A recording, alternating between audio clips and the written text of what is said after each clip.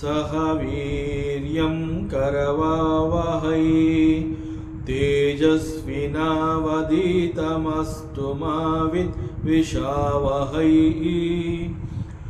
ಓಂ ಶಾಂತಿ ಶಾಂತಿ ಶಾಂತಿ.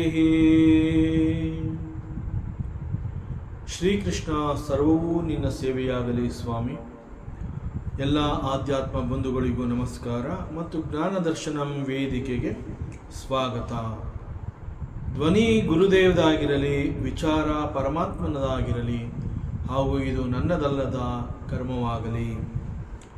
ಶ್ರೀಮದ್ ಭಾಗವತ ಮಹಾಪುರಾಣ 11ನೇ ಸ್ಕಂದ, ಮಂಗಳಾಚರಣೆ. ಜನ್ಮಾದ್ಯಸ್ಯ ಯತೋನ್ಮಯಾದಿತರತಃ ಚಾರ್ತೇಷ್ವಭಿಘ್ನಸ್ವರಾಟ್ ತೇನೇ ಬ್ರಹ್ಮಹೃದಾಯ ಆದಿಕವಯೇ ಮುಹ್ಯಂತಿ ಯತ್ಸೂರಯಃ ತೇಜೋ ವಾರಿಮೃದಾಂ ಯಥಾ ವಿನಿಮಯೋ ಯತ್ರ ತ್ರಿಸರ್ಗೋ ಮೃಷಾ ದಾಮ್ನಾ ಸ್ವೇನ ಸದಾ ನಿರಸ್ತಕುಹಕಂ ಸತ್ಯಂ ಪರಂ ಧೀಮಹಿ. ನಾರಾಯಣಂ ನಮಸ್ಕೃತ್ಯ ನರಂ ಚೈವ ನರೋತ್ತಮಂ ದೇವೀಂ ಸರಸ್ವತೀಂ ವ್ಯಾಸಂ ತತೋ ಜಯಮುದೀರಯೇತ್ ತತೋ ಜಯಮುದೀರಯೇತ್. ಶ್ರೀಮದ್ ಭಾಗವತ ಮಹಾಪುರಾಣ 11ನೇ ಸ್ಕಂದ 22ನೇ ಅಧ್ಯಾಯ.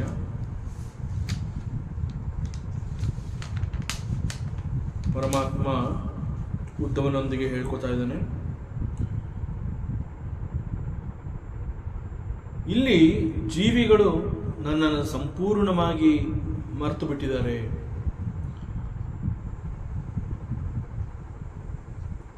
ಇವತ್ತು ಇವರುಗಳು ಅನುಭವಿಸ್ತಾ ಇರುವಂತಹ ಎಲ್ಲ ರೀತಿಯ ಸುಖ ದುಃಖಗಳಿಗೆ, ಅವ್ರು ಮಾಡ್ತಾ ಇರುವಂತಹ ಎಲ್ಲ ರೀತಿಯ ಕರ್ಮಗಳಿಗೆ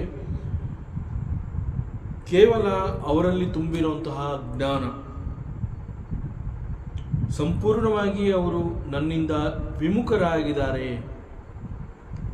ಇಲ್ಲಿ ಪರಮಾತ್ಮ ಸಂಪೂರ್ಣವಾಗಿ ನನ್ನನ್ನು ಮರ್ತಿದ್ದಾರೆ, ನನ್ನಿಂದ ವಿಮುಖರಾಗಿದ್ದಾರೆ. ಆಕ್ಚುಲ್ ಆಗಿ ಇಲ್ಲಿ ಪರಮಾತ್ಮ ಹೇಳ್ತಾ ಇರೋದು ಆತ್ಮನನ್ನು ಮರ್ತಿದ್ದಾರೆ ಅಂತ. ಪರಮಾತ್ಮ ಇಲ್ಲಿ ಆತ್ಮ ಸ್ವರೂಪದಲ್ಲಿ ನಿಂತು ಮಾತನಾಡ್ತಾ ಇದ್ದಾನೆ. ಈ ಜೀವಗಳು ನನ್ನನ್ನು ಮರ್ತಿದ್ದಾರೆ ಅನ್ನುವಂತಹದ್ದು ಪರಮಾತ್ಮ ಶ್ರೀಕೃಷ್ಣ ಆತ್ಮ ಸ್ವರೂಪದಲ್ಲಿ ನಿಂತು ಮಾತನಾಡ್ತಾ ಇರುವಂತಹದ್ದು. And at the same time ಇಲ್ಲಿ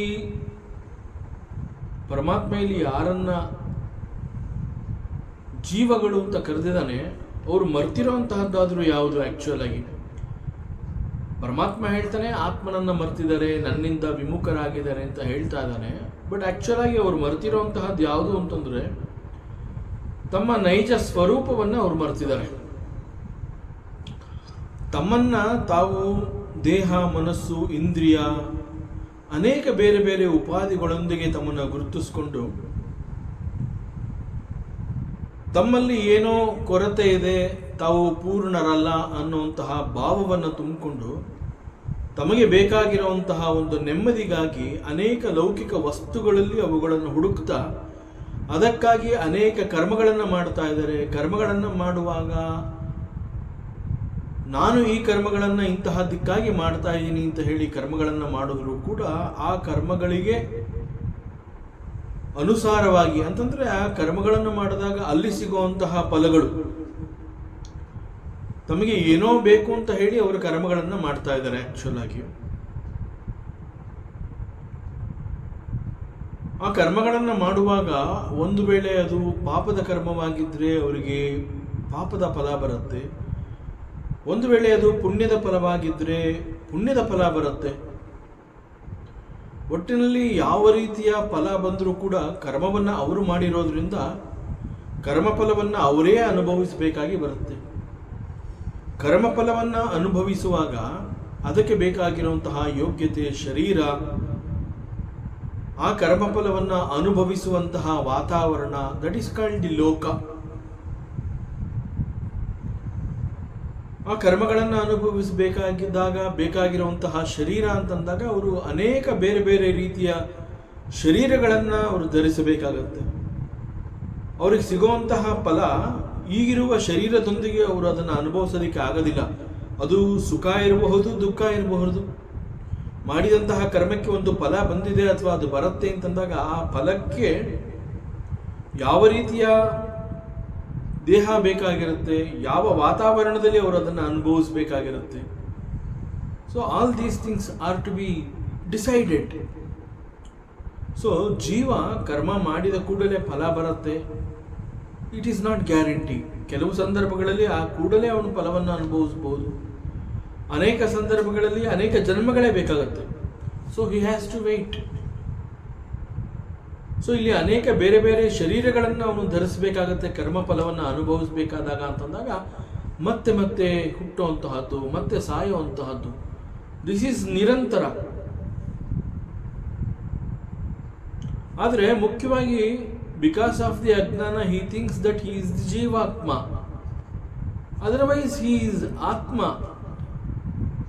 ಹಿ ಈಸ್ ಆತ್ಮಸ್ವರೂಪಿ ಅಂಡ್ ಹಿ ಈಸ್ ಎ ಪೂರ್ಣ ಪುರುಷ.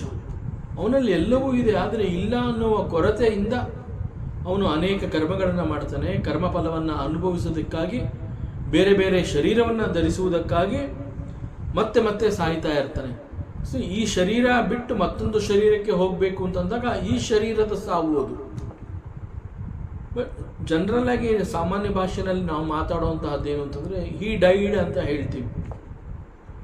ಸಿ ಆತ್ಮಕ್ಕೆ ಸಾವಿಲ್ಲ, ಇಟ್ ಈಸ್ ದಿ ಮರಣ ಫಾರ್ ದಿ ದೇಹ. ಸೊ ಈಗಿರುವಂತಹ ದೇಹ ಸಂಪೂರ್ಣವಾಗಿ ಜೀರ್ಣವಾಗಿದೆ ಅಂತಂದಾಗ ಅಲ್ಲಿ ಮತ್ತೆ ಏನನ್ನೂ ಅದು ಅನುಭವಿಸೋದಕ್ಕೆ ಆಗೋದಿಲ್ಲ. ಸೊ ಜೀರ್ಣವಾದ ಶರೀರವನ್ನು ಬಿಟ್ಟುಕೊಟ್ಟು ಮತ್ತೆ ಫಲವನ್ನು ಅನುಭವಿಸಬೇಕು ಅಂತಂದಾಗ ಮತ್ತೊಂದು ಶರೀರವನ್ನು ಧರಿಸಬೇಕಾಗುತ್ತೆ. ಸೊ ದಿಸ್ ಈಸ್ ನಿರಂತರ. ಈ ಹುಟ್ಟು ಸಾವು ಅನ್ನುವಂತಹದ್ದು ನಿರಂತರ. ಮತ್ತೆ ಪ್ರತಿ ಬಾರಿ ಪ್ರತಿ ಶರೀರದೊಂದಿಗೆ ಅವನು ಬಂದಾಗ ಮತ್ತೆ ಮತ್ತೆ ನಿನ್ನಿಂದ ದೂರನೇ ಹೋಗ್ತಾ ಇರ್ತಾನೆ. ಸೊ ಉದ್ಧವ ಇದನ್ನು ಕುರಿತು ಪ್ರಶ್ನೆ ಮಾಡ್ತಾ ಇದ್ದಾನೆ, ಹೇ ಪರಮಾತ್ಮ, ಒಬ್ಬ ಜೀವಾತ್ಮನ ಗತಿ ಈ ರೀತಿ ಇದೆ ಅಂತಂದ್ರೆ ಅವನು ನಿನ್ನಿಂದ ವಿಮುಖನಾಗಿ ಅನೇಕ ಬೇರೆ ಬೇರೆ ಶರೀರಗಳನ್ನು ಧರಿಸಿ ಬೇರೆ ಬೇರೆ ಲೋಕಗಳಲ್ಲಿ ಅವನು ಓಡಾಡಬೇಕಾಗತ್ತೆ. ಸೊ ಇದು ಕೊನೆ ಯಾವಾಗ? ಅವನು ಮತ್ತೆ ನಿನ್ನನ್ನು ಬಂದು ಸೇರುವಂತಹದ್ದಾದರೂ ಹೇಗೆ? ಸೊ ಇದು ನಿರಂತರ ಅಂತ ಹೇಳಿರೋದ್ರಿಂದ ಇದಕ್ಕೆ ಕೊನೆ ಯಾವಾಗ?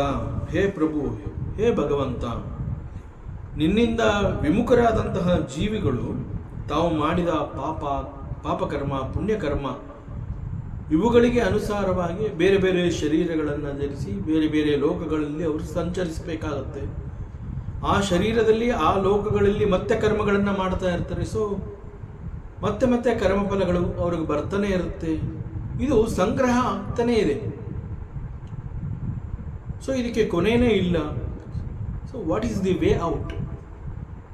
This is the question of Uddhava. ಹೇ ಪರಮಾತ್ಮ, ಹೇ ಗೋವಿಂದ, ಇದಕ್ಕೆ ನೀನೇ ಏನಾದರೂ ಉಪಾಯ ಸೂಚಿಸಬೇಕು.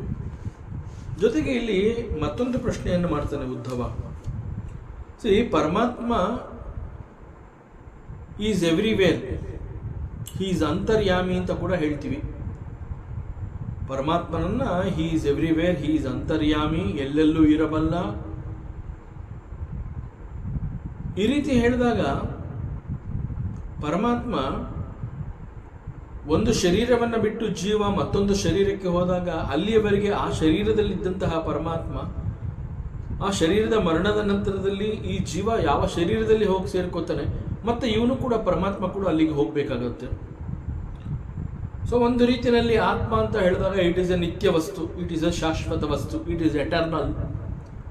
ವೇದಾಂತ ಶಾಸ್ತ್ರ ಈ ರೀತಿ ಸ್ಪಷ್ಟವಾಗಿ ಹೇಳಿರೋದ್ರಿಂದ ಇಂತಹ ನಿತ್ಯ ವಸ್ತುಗಳು ಕೂಡ he is there in every beings,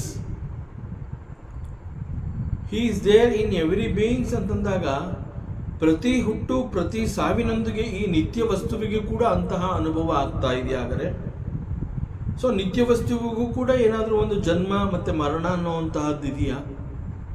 ಯಾಕೆ ಅಂತಂದರೆ ಪ್ರತಿ ಶರೀರದಲ್ಲಿ ಪರಮಾತ್ಮ ಹೋಗಬೇಕಾಗತ್ತೆ. ಎರಡನೇದಾಗಿ ಇಂತಹ ವಿಚಾರವನ್ನು ಎಲ್ಲರೂ ಮಾಡೋದಕ್ಕೆ ಆಗೋದಿಲ್ಲ. ಯಾರಿಗೆ ಈ ಒಂದು ಪರಿಪೂರ್ಣವಾದ ಜ್ಞಾನ, ದಟ್ ಈಸ್ ಆತ್ಮಜ್ಞಾನ ಯಾರು ಹೊಂದಿರ್ತಾರೆ ಅಂತಹವರು ಇದನ್ನು ಕುರಿತು ಮಾತನಾಡಬಹುದು, ಈ ವಿಚಾರಗಳನ್ನು ತಿಳ್ಕೋಬಹುದು. ಇದು ಎಲ್ರಿಗೂ ಸಾಧ್ಯ ಇಲ್ಲ. ಸೊ ಅದರಿಂದ ಇಲ್ಲಿ ಯಾರನ್ನ ಕೇಳಿ ನಾನು ಉತ್ತರವನ್ನು ಪಡೀಲಿ, ಯಾರಿಗೂ ಗೊತ್ತಾಗೋದಿಲ್ಲ. ಯಾಕೆಂತಂದ್ರೆ ಆತ್ಮಜ್ಞಾನ ಯಾರಿಗೆ ಸಿಗತ್ತೆ ಅಂತಂದ್ರೆ ಯಾರು ಮಾಯೆಯಿಂದ ತಪ್ಪಿಸ್ಕೊಂಡಿರ್ತಾರೆ, ಯಾರು ಮಾಯೆಯ ವಶಕ್ಕೆ ಬರೋದಿಲ್ಲ, such people they attain this self knowledge. But ಮಾಯೆ ಎನ್ನುವಂತಹದ್ದು ಬಹಳ ಪ್ರಬಲ. ಮಾಯೆ ತಾನು ಬೀಸುವ ಬಲೆಯಲ್ಲಿ ಪ್ರತಿಯೊಬ್ಬರನ್ನು ಕೆಡುಕೋತಾಳೆ. ಮಾಯೆ ಶಿ ಇಸ್ ಸೋ ಸ್ಟ್ರಾಂಗ್.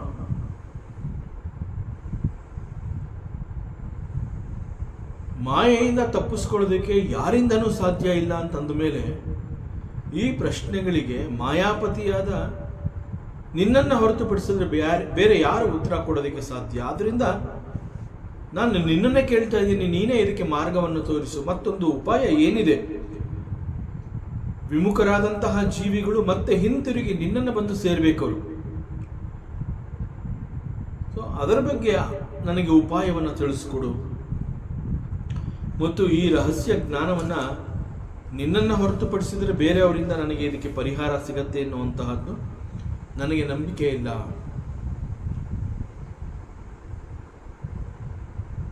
ಮತ್ತು ಉದ್ಧವ ಕೇಳ್ತಾನೆ ಇಲ್ಲಿ, ಪರಮಾತ್ಮನನ್ನ ಅಕರ್ತ ಅಂತ ನಮ್ಮ ವೇದಾಂತಗಳು ಕೂಡ ಹೇಳುತ್ತವೆ. ಶಾಸ್ತ್ರ ವೇದಾಂತಗಳು ಏನು ಹೇಳುತ್ತೆ ಅಂತಂದ್ರೆ ಪರಮಾತ್ಮ ಈಸ್ ಅಕರ್ತ, ಈಸ್ ಎ ಸಾಕ್ಷಿ. ಅವನು ಏನನ್ನೂ ಮಾಡುವವನಲ್ಲ. Since he is akarta, he is abhokta, he is not even the enjoyer also. He is only a witness, he is a sakshi, he is a sakshi bhuta. So ಪರಮಾತ್ಮ ಏನನ್ನೂ ಮಾಡೋದಿಲ್ಲ, he is ಅಕರ್ತ ಅಂತ ಹೇಳಿದ ನಂತರದಲ್ಲಿ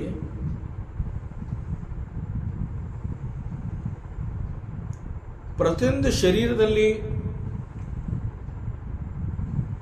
ಅಲ್ಲಿ ಅಂತರ್ಯಾಮಿ ಅಂತ ಹೇಳಿ ನೀನು ಹೋಗಿ ಅಲ್ಲಿ ನೆಲೆಸಬೇಕಾದ್ರೆ,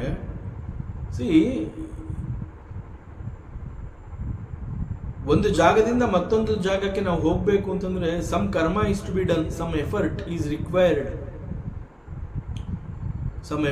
ರಿಕ್ವೈರ್ಡ್, ಬಟ್ ನೀನು ಅದೇ ರೀತಿ ಎಲ್ಲರಲ್ಲೂ ಇರುವವನು ನೀನು ಅಂತಂದ ಮೇಲೆ, ನಿನ್ನನ್ನು ಅಕರ್ತ ಅಂತ ಹೇಳಿದ ಮೇಲೆ ನೀನು ಎಲ್ಲರಲ್ಲಿ ಹೇಗೆ ಹೋಗಿ ಸೇರ್ಕೋತೀಯ?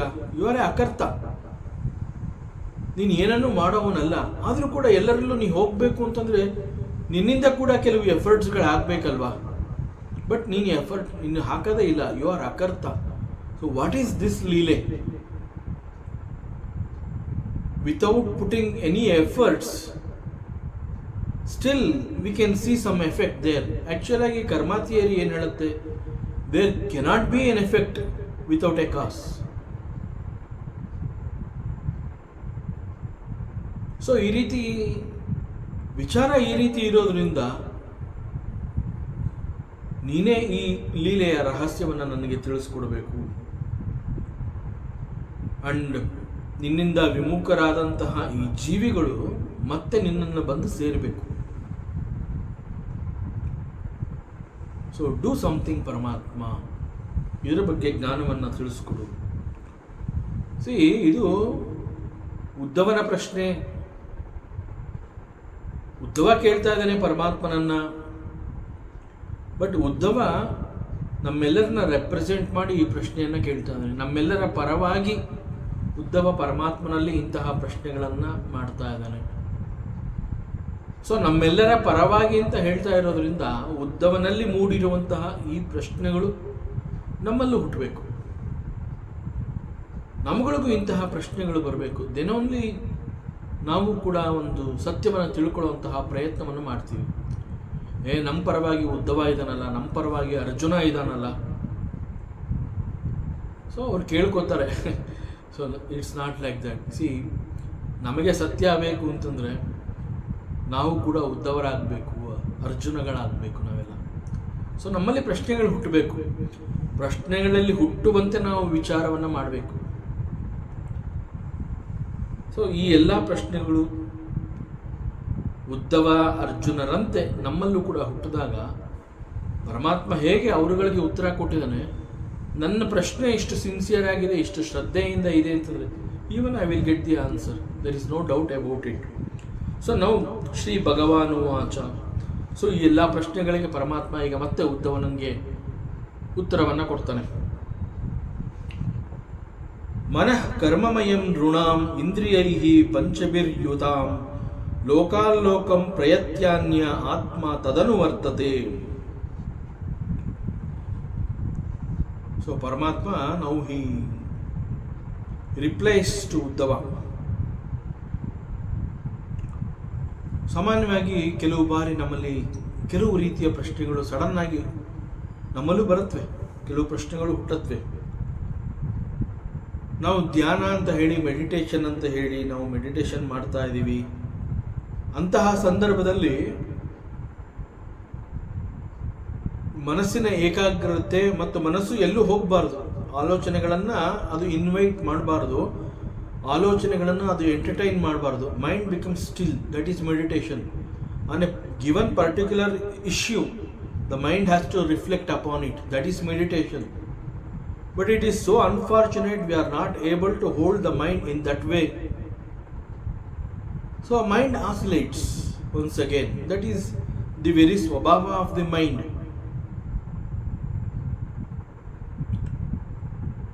ಅನೇಕ ಸಂದರ್ಭಗಳಲ್ಲಿ ನಾವು ಎಷ್ಟೋ ಬಾರಿ ಅನೇಕ ಸಮಯದವರೆಗೆ ಸುಮ್ಮನೆ ಕೂತಿರ್ತೀವಿ, ಯಾವ ರೀತಿಯ ಯೋಚನೆಯೂ ಇರೋದಿಲ್ಲ, ನಾವೇನೂ ಮಾಡೂ ಇರೋದಿಲ್ಲ. ನಾವು ಪ್ರಯತ್ನ ಪಟ್ಟು ಜ್ಞಾಪಿಸ್ಕೊಂಡ್ರೂ ಕೂಡ ನಮ್ಮಲ್ಲಿ ಯಾವುದೇ ಯೋಚನೆಗಳು ಬಂದು ಹೋಗಿದೆ ಅನ್ನುವಂತಹ ಸುಳಿವು ಇರೋದಿಲ್ಲ. ಬಟ್ ಮೆಡಿಟೇಷನ್ ಅಥವಾ ಧ್ಯಾನ ಅಂತ ಕೂತಾಗ ಅನೇಕ ಪ್ರಶ್ನೆಗಳು, ಅನೇಕ ಆಲೋಚನೆಗಳು, the mind entertains so many thoughts during meditation. Sometimes ಆರಾಮಕ್ಕೆ ನಾನು ವಾಕ್ ಮಾಡ್ತೀನಿ ಅಂತ ಹೇಳಿ ನಾನು ವಾಕ್ ಮಾಡ್ತಾ ಇದ್ದೀನಿ, ಈ ಸಮಯದಲ್ಲಿ ನನ್ನಲ್ಲಿ ಏನೂ ಇರಬಾರ್ದು, ಕೇವಲ ಒಂದು ಒಳ್ಳೆ ವಾಕ್ ಮಾಡಿ ಮನಸ್ಸನ್ನು ಆರಾಮಾಗಿ ಇಟ್ಕೊಳ್ಳೋಣ. During walking also I get so many questions. ಅಥವಾ ನಾನು ಬೇರೆ ಯಾವುದೋ ಒಂದು ಕೆಲಸದಲ್ಲಿ ಮಗ್ನನಾಗಿರ್ತೀನಿ. ಸೊ ಯಾವುದೋ ಒಂದು ಕೆಲಸವನ್ನು ಮಾಡಬೇಕಾದ್ರೆ ನನ್ನ ಸಂಪೂರ್ಣವಾಗಿ ನನ್ನ ಗಮನ ಆ ಕೆಲಸದ ಮೇಲೆ ಇರಬೇಕು, ಆಗ ಕೆಲಸ ಚೆನ್ನಾಗಾಗತ್ತೆ. ನಾನು ಮಾಡ್ತಾ ಇರುವಂತಹ ಕೆಲಸ ಅದು ಪರ್ಫೆಕ್ಟ್ ಅಂತ ಅನ್ನಿಸ್ಕೊಳ್ಳುತ್ತೆ. ಬಟ್ ಎಷ್ಟೋ ಸಮಯಗಳಲ್ಲಿ ನಾನು ಯಾವುದೋ ಒಂದು ಕೆಲಸವನ್ನು ಮಾಡಬೇಕಾದ್ರೂ ಕೂಡ ನನ್ನಲ್ಲಿ ಆಲೋಚನೆಗಳು ಹುಟ್ಕೊಳ್ಳುತ್ತೆ. ಇನ್ಫ್ಯಾಕ್ಟ್ ಪ್ರಶ್ನೆಗಳು ನನ್ನಲ್ಲಿ ಹುಟ್ಟಲಿ ಅಂತ ನಾನು ಈ ರೀತಿ ಕೆಲಸ ಮಾಡಬೇಕಾದ್ರೆ ಫೋಕಸ್ ಮಾಡ್ತಾ ಇಲ್ಲ, ಅಥವಾ ಪ್ರಶ್ನೆಗಳು ನನ್ನಲ್ಲಿ ಹುಟ್ಟಲಿ ಅಂತ ಹೇಳಿ ನಾನು ವಾಕ್ ಮಾಡ್ತಾ ಇಲ್ಲ, ಅಥವಾ ಬರ್ತಾ ಇರುವಂತಹ ಎಲ್ಲ ರೀತಿಯ ಆಲೋಚನೆಗಳನ್ನು ನಾನು ಎಂಟರ್ಟೈನ್ ಮಾಡ್ತೀನಿ ಅಂತ ಹೇಳಿ ನಾನು ಮೆಡಿಟೇಷನ್ನಲ್ಲಿ ನಾನು ಅವುಗಳಿಗೆ ಆಶ್ವಾಸನೆ ಕೊಟ್ಟಿಲ್ಲ. ಬಟ್ ಪ್ರಶ್ನೆಗಳು ಬರ್ತಾನೆ ಇರುತ್ತೆ, ಸಾಲು ಸಾಲಾಗಿ ಬರ್ತಾ ಇರುತ್ತೆ ಪ್ರಶ್ನೆಗಳು. ಸೊ ನಮ್ಮಲ್ಲಿ ಇದ್ದಂತಹ ಪ್ರಶ್ನೆಗಳಿಗೆ ಉತ್ತರವನ್ನು ಕಂಡುಕೊಳ್ಳುವಂತಹ ಪ್ರೋಸೆಸ್ನಲ್ಲಿ ಸಾಮಾನ್ಯವಾಗಿ if the questions are very sincere and honest, ಆ ಪ್ರಶ್ನೆಗಳಿಗೆ ನನಗೆ ಉತ್ತರ ಬೇಕು ಅನ್ನುವಂತಹದ್ದು ನನ್ನ ಒಂದು ಶ್ರದ್ಧೆ ಆಗಿದ್ದ ಪಕ್ಷದಲ್ಲಿ somehow I will get the answer. Some Mahatma will come and clear my doubts. Somehow I will get the reply. ಪ್ರಶ್ನೆಗಳು ಸರಿ ಇರಬೇಕು, ಸಿನ್ಸಿಯರ್ ಆಗಿರಬೇಕು. ಸೊ ಹೀಗೆ ಈ ಒಂದು ಪ್ರೋಸೆಸ್, ನನ್ನಲ್ಲಿ ಎದ್ದಂತಹ ಪ್ರಶ್ನೆಗಳಿಗೆ ನನಗೆ ಉತ್ತರ ಬೇಕು ಅನ್ನುವಂತಹ ತೀವ್ರತೆ ನನ್ನನ್ನು ಕಾಡಿದಾಗ, either I will go and approach somebody, some ಮಹಾತ್ಮ I will meet and I will sit before him and I will ask the questions and he will give the answers. I will come back. ಯಾವುದೋ ಒಂದು ರೀತಿಯಲ್ಲಿ ಒಟ್ಟಿನಲ್ಲಿ ನನ್ನಲ್ಲಿ ಎದ್ದಂತಹ ಪ್ರಶ್ನೆಗಳಿಗೆ ಉತ್ತರವನ್ನು ಕಂಡುಕೊಳ್ಳುವಂತಹ ಈ ಪ್ರೋಸೆಸ್ನಲ್ಲಿ not only I get the answers, at the same time mind becomes very pure. ಮನಸ್ಸು ಕೂಡ ಬಹಳ ನಿರ್ಮಲವಾಗುತ್ತೆ. ಯಾಕೆ ಅಂತಂದರೆ ಪ್ರಶ್ನೆಗಳು ಇದ್ದಾಗ ಅಲ್ಲಿ ಕುಣಿತಾ ಇರುತ್ತೆ ಮನಸ್ಸು, ಚಡಪಡಿಸ್ತಾ ಇರುತ್ತೆ. ಯಾಕೆಂತಂದರೆ ಪ್ರಶ್ನೆಗಳು ಎದ್ದಿದೆ, ಅದಕ್ಕೆ ಒಂದು ಪರಿಹಾರ ಸಿಗೋವರೆಗೂ ಮನಸ್ಸು ಸುಮ್ಮನೆ ಇರೋದಿಲ್ಲ. ಮನಸ್ಸು ಕುಣಿತಾ ಇದೆ ಅಂತಂದ್ರೆ ಏನರ್ಥ, ನಮ್ಮನ್ನು ಕುಣಿಸತ್ತದು. ನಾವು ನೆಮ್ಮದಿಯಾಗಿರೋದಕ್ಕೆ ಬಿಡೋದಿಲ್ಲ, ನಮ್ಮ ನೆಮ್ಮದಿಯನ್ನು ಅದು ಕಿತ್ಕೊಳ್ಳುತ್ತೆ. ಸೊ ಒಂದ್ಸಲಿ ನಮ್ಮ ಪ್ರಶ್ನೆಗಳಿಗೆ ಉತ್ತರ ಸಿಕ್ಕಿದೆ ಅಂತಂದಾಗ mind becomes very calm, quiet and is very happy. That happy mind is called the pure mind. ನೆಮ್ಮದಿಯಾಗಿರುವಂತಹ ಮನಸ್ಸಿನ ಆ ಸ್ವಭಾವ, ಆ ಅವಸ್ಥೆ is called the pure mind. So ಮನಸ್ಸಿನಲ್ಲಿ ಏನೋ ಇದೆ ಅಂತಂದ್ರೆ ಇಟ್ ಈಸ್ ಕಾಲ್ಡ್ ದಿ ಮಲ, ಇಟ್ ಈಸ್ ನಾಟ್ ನಿರ್ಮಲ. ಮಲ ಅಂತಂದ್ರೆ ದೋಷ. ಸೊ ನಿರ್ಮಲವಾದ ಮನಸ್ಸು ಅಂತಂದ್ರೆ the mind is very pure, ಅಲ್ಲಿ ಯಾವುದೇ ರೀತಿಯ ದೋಷ ಇಲ್ಲ ಅಂತ. ಸೊ ನಮ್ಮಲ್ಲಿ ಎದ್ದಂತಹ ಪ್ರಶ್ನೆಗಳಿಗೆ ನನಗೆ ಉತ್ತರ ಸಿಕ್ಕಿದೆ ಅಂತಂದರೆ it is quite natural that my mind is very pure and I have the ನಿರ್ಮಲವಾದ ಮನಸ್ಸು. ಸೊ ಈ ಒಂದು ಪ್ರೋಸೆಸ್ನಲ್ಲಿ ದೇರ್ ಆರ್ 2 ಬೆನಿಫಿಟ್ಸ್. ಒಂದು, ಮೈಂಡ್ ಬಿಕಮ್ಸ್ ವೆರಿ ಪ್ಯೂರ್. ಎರಡನೇದು, I gain the knowledge by getting the answers, ಪರಿಹಾರಾಸ್. To that extent my knowledge ಅದೊಂದು improve ಆಗುತ್ತೆ. ಸೊ ಭಾಗವತದ ಈ ಭಾಗದಲ್ಲಿ ಕಂಡುಬರುವಂತಹ ಮಾತುಕತೆಗಳು between Krishna and Uddhava. In fact ಭಾಗವತದ ಉದ್ಧವ ಎಂಟ್ರಾದ್ಮೇಲೆ ಬರುವಂತಹ ಸಂವಾದ, the dialogues between Uddhava and Paramatma Shrikrishna, the entire it is dialogues is called the Uddhava Gita.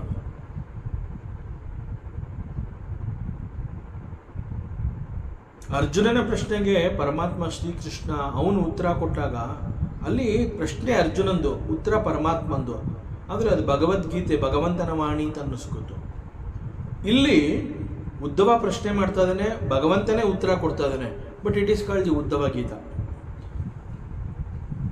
ಪ್ರಶ್ನೆಸ್ are wonderful. So this Uddhava Gita. So ಈ ಉದ್ಧವ ಗೀತೆಯನ್ನು ನಾನು ಭಾಗವತದ ಇದು ಎಲ್ಲಿ ಪ್ರಾರಂಭ ಆಗುತ್ತೆ ಅಲ್ಲಿಂದ ಕೊನೆಯವರೆಗೆ ನೋಡ್ತಾ ಬಂದರೆ the dialogue between this Uddhava and Krishna ನಮ್ಮ ಮನಸ್ಸನ್ನು ಅದು ತುಂಬ ಸಮಾಧಾನ ಮಾಡುತ್ತೆ. ಯಾಕೆಂತಂದರೆ ಸಾಮಾನ್ಯವಾಗಿ ನಾವು ಅನುಭವಿಸುವಂತಹ ಅನೇಕ ರೀತಿಯ ನೋವು, ಸಂಕಷ್ಟಗಳ ಬಗ್ಗೆ ಇಲ್ಲಿ ಪರಮಾತ್ಮನನ್ನು ಉದ್ಧವ ಪ್ರಶ್ನೆ ಮಾಡಿದ್ದಾನೆ. ಸೊ ಎಲ್ಲೋ ಒಂದು ಕಡೆ ನಮ್ಮನ್ನು ನಾವು ನೋಡ್ಕೊಂಡಂಗಾಗತ್ತೆ. ಈ ಉದ್ಧವ ಗೀತೆಯನ್ನು ನಾವು ಫಾಲೋ ಮಾಡಿದ್ರೆ ಉದ್ಧವ ಕೇಳುವಂತಹ ಪ್ರತಿ ಪ್ರಶ್ನೆಯಲ್ಲಿ ನಾನು ನನ್ನನ್ನು ನೋಡ್ಕೋಬಹುದು. ಪ್ರಶ್ನೆ ಆ ರೀತಿನಲ್ಲಿದೆ. ಸೊ ಉದ್ಧವನೇ ಕೇಳ್ತಾ ಇದ್ದಾನ ಅಥವಾ ಏನಾರ ನಾನು ಕೇಳ್ತಾ ಇದ್ದೀನ ಅನ್ನುವಷ್ಟರ ಮಟ್ಟಿನಲ್ಲಿ ಉದ್ಧವ ಪ್ರಶ್ನೆ ಮಾಡಿರುವಂತಹದ್ದು. ಅಲ್ಲಿ ಅವನಿಗೆ ಸಿಗುವಂತಹ ಸಮಾಧಾನ ನಮ್ಮ ಮನಸ್ಸಿಗೂ ಕೂಡ ಅಷ್ಟೊಂದು ಸಮಾಧಾನ ಸಿಗುತ್ತೆ. ಸೊ ಹೀಗೆ ಎಲ್ಲೋ ಒಂದು ಕಡೆ ನಮ್ಮದೇ ಪ್ರಶ್ನೆಗಳನ್ನು ಉದ್ಧವ ಇಲ್ಲಿ ಕೃಷ್ಣನಲ್ಲಿ, ಪರಮಾತ್ಮನಲ್ಲಿ ಪ್ರಶ್ನೆಯನ್ನು ಮಾಡಿದ್ದಾನೆ. ಈ ಒಂದು ಅನಿಸಿಕೆ ಆಗುವಂತಹದ್ದು ಸಹಜ. ಸೊ ನಾವು ಉದ್ಧವ ಪ್ರಶ್ನೆಗಳನ್ನು ಮಾಡಿದ್ದಾನೆ ಅನ್ನೋದಕ್ಕಿಂತ ಉದ್ಧವ ಇಲ್ಲಿ he has offered certain questions to Paramatma. ನಾವು ಪರಮಾತ್ಮನಿಗೆ ಏನೇನೋ ಆಫರ್ ಮಾಡ್ತೀವಿ ಭಕ್ತಿ ಅಂತ ಹೇಳಿ. ಯಾಕೆ ಅಂತಂದರೆ ಭಗವಂತ ತೃಪ್ತಿ ಆಗ್ತಾನೆ. ಅವನಿಗೆ ನಾನು ಆಫರ್ ಮಾಡಿದ್ರೆ ಅವನನ್ನು ತೃಪ್ತಿಪಡಿಸ್ಬೇಕು ಅನ್ನೋಂಥದ್ದು ನಮ್ಮಲ್ಲಿರುತ್ತೆ. ಸೊ ಏನು ಮಾಡ್ತೀನಿ, ಅನೇಕಗಳನ್ನು ನಾನು ಆಫರ್ ಮಾಡ್ತೀನಿ. This is my love to you, ನಾನು ಡಿವೋಷನ್ ಆಫರ್ ಮಾಡ್ತೀನಿ. ಆಮೇಲೆ ಪರಮಾತ್ಮನಿಗೆ ಆರತಿಯನ್ನು ಮಾಡಿಬಿಟ್ಟು ಅದನ್ನು ಆಫರ್ ಮಾಡ್ತೀನಿ, ಆರತಿ ಆಫರ್ ಮಾಡಿದ್ದೀನಿ ಅಂತ ಹೇಳ್ತೀನಿ, ನೈವೇದ್ಯವನ್ನು ಆಫರ್ ಮಾಡ್ತೀನಿ. ಹೀಗೆ ಭಗವಂತನಿಗೆ ಏನೋ ಒಂದು ಆಫರ್ ಮಾಡಿದ್ರೆ ಭಗವಂತನಿಗೆ ತೃಪ್ತಿ ಆಗತ್ತೆ ಮತ್ತು ನನಗೂ ತೃಪ್ತಿ ಆಗತ್ತೆ. ಸೊ ಇಲ್ಲಿ ಉದ್ಧವ ಈ ಒಂದು ಪ್ರಶ್ನೆಗಳ ಸರಮಾಲೆಗಳನ್ನು ಇಟ್ಕೊಂಡು he is offering these questions to Lord Shrikrishna. When something is offered to Paramatma, definite ಆಗಿ he is going to receive it. Because ಅಲ್ಲಿ ನಾವು ಆಫರ್ ಮಾಡ್ತಾ ಇದ್ದೀವಿ ಅಂತಂದಾಗ ಇಟ್ ಈಸ್ ಎ ಸಮರ್ಪಣಾ ಭಾವ. ಅಲ್ಲಿ ಮೈನೆಸ್ ಅನ್ನುವಂತಹದ್ದು ಇರೋದಿಲ್ಲ. ನಾವು ಯಜ್ಞದಲ್ಲಿ ಇದನ್ನ ನಮಮ ಅಂತ ಹೇಳಿ ಇಟ್ ಬಿಲಾಂಗ್ಸ್ ಟು ಹಿಮ್ ಅಂತ ಹೇಳ್ತೀವಿ. It is not mine. It is exactly when something is offer to the god, ಇದು ನಿನಗೆ ಸೇರಿರುವಂತಹದ್ದು. ಸೊ ಆ ಭಾವದಲ್ಲಿ ಇಲ್ಲಿ ಉದ್ಧವ ಪ್ರಶ್ನೆಗಳನ್ನು ಪರಮಾತ್ಮನಿಗೆ ಆಫರ್ ಮಾಡ್ತಾ ಇದ್ದಾನೆ. ಸೊ ಪರಮಾತ್ಮ ಈ ಪ್ರಶ್ನೆಗಳನ್ನ ಸ್ವೀಕರಿಸಲೇಬೇಕು, so that we get the fantastic answers. So here Uddhava has offered these questions and to please the lord. Paramatma, he understood. So this is the offerings. So he calls Priya Uddhava. He calls, hey Priya Uddhava, ನೋಡಪ್ಪ ನಿನ್ನ ಪ್ರಶ್ನೆಗಳು ಈ ರೀತಿ ಇದೆ. I am going to tell you. ಮನುಷ್ಯರ ಮನಸ್ಸು ಕರ್ಮ ಸಂಸ್ಕಾರಗಳ ಸಂಕೀರ್ಣವಾಗಿದೆ. ಒಂದೇ ಲೈನಲ್ಲಿ ಪರಮಾತ್ಮ ನಮ್ಮನ್ನ ಮೆಷರ್ ಮಾಡ್ಬಿಟ್ಟ. ನಿನ್ನೆಲ್ಲ ಪ್ರಶ್ನೆಗಳು ಯಾಕೆ ನಿನ್ನಲ್ಲಿ ಇಂತಹ ಪ್ರಶ್ನೆಗಳು ಹುಟ್ಟಿದೆ ಅಂತಂದರೆ, ಮನುಷ್ಯರ ಮನಸ್ಸು ಅಲ್ಲಿ ಏನು ತುಂಬಿಕೊಂಡಿದೆ. ಮನಸ್ಸು ಅಂತಂದಾಗ ಮನಸ್ಸಿನಲ್ಲಿ ಅನೇಕಗಳು ತುಂಬಿರುತ್ತೆ. ದಟ್ ಈಸ್ ವೈ ಮನಸ್ಸು ಈಸ್ ಅಸ್ಥಿರ. ಮನಸ್ಸಿನಲ್ಲಿ ಏನೂ ಇಲ್ಲ ಅಂತಂದರೆ ವಿ ಕೆನಾಟ್ ಕಾಲ್ ಇಟ್ ಮನಸ್ಸು. It's pure consciousness.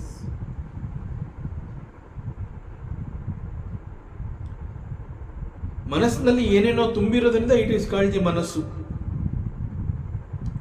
ಸೊ ಇಲ್ಲಿ ಪರಮಾತ್ಮ ಹೇಳ್ತಾನೆ, ಮನುಷ್ಯರ ಮನಸ್ಸು ಸಂಪೂರ್ಣವಾಗಿ ಅನೇಕ ರೀತಿಯ ಕರ್ಮ ಸಂಸ್ಕಾರಗಳ ಸಂಕೀರ್ಣವಾಗಿ ಹೋಗಿದೆ. ಯಾವ ರೀತಿಯ ಸಂಸ್ಕಾರಗಳನ್ನು ನಮ್ಮ ಮನಸ್ಸು ಸಂಗ್ರಹ ಮಾಡಿಕೊಂಡಿದೆ, ಅದರಂತೆ ಅವುಗಳ ಫಲವನ್ನು ಭೋಗಿಸಲು ನಮ್ಮ ಇಂದ್ರಿಯಗಳು ಅಂತಂದರೆ ಮನುಷ್ಯನ ಇಂದ್ರಿಯಗಳು ಕೂಡ ಮುಂದಾಗಿದೆ. So it is ready. ಕರ್ಮ ಈಸ್ ಡನ್. ಕರ್ಮ ಈಸ್ ಡನ್. ಆ ಕರ್ಮಕ್ಕೆ ತಕ್ಕಂತೆ ಫಲ ಬಂದಾಗ ಅದನ್ನು ಅನುಭವಿಸೋದಕ್ಕೆ ಇಂದ್ರಿಯಗಳು ರೆಡಿ ಆಗೋಗಿದೆ ಆಗಲೇ.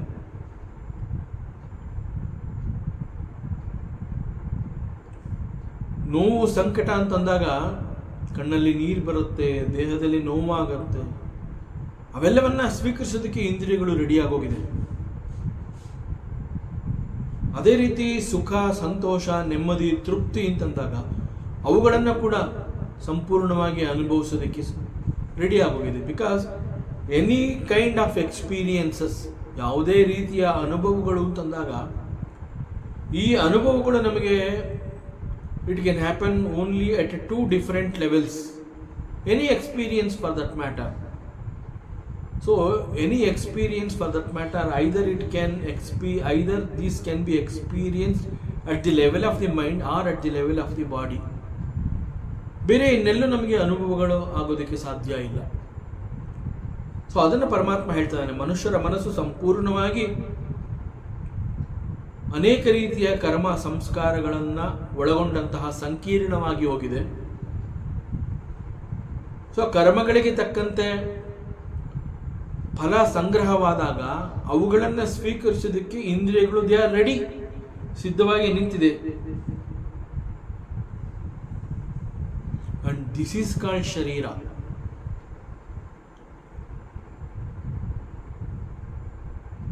ಸೊ ದಿಸ್ ಈಸ್ ಕಾಲ್ಡ್ ಶರೀರ.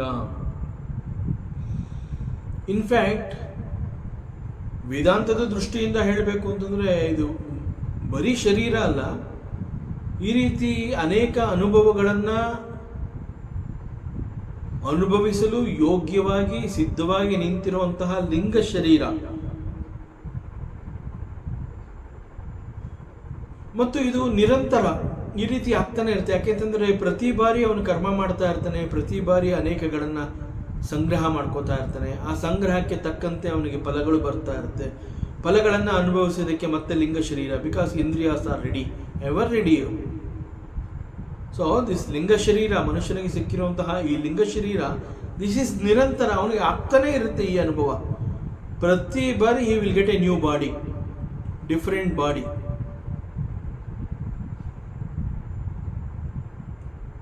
ಸೊ ಇದು ನಿರಂತರ ಅಂತ ಹೇಳಿರೋದ್ರಿಂದ ಇದು ಒಂದು ದೇಹಕ್ಕೆ ಸೀಮಿತವಾಗಿರುವಂತಹದ್ದಲ್ಲ.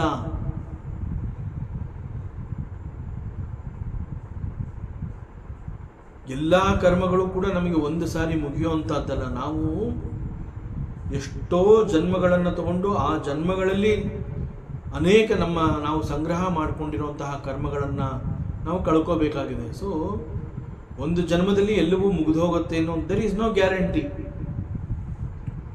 ಸೊ ಇದು ಒಂದು ಶರೀರಕ್ಕೆ ಸೀಮಿತವಾಗಿಲ್ಲ.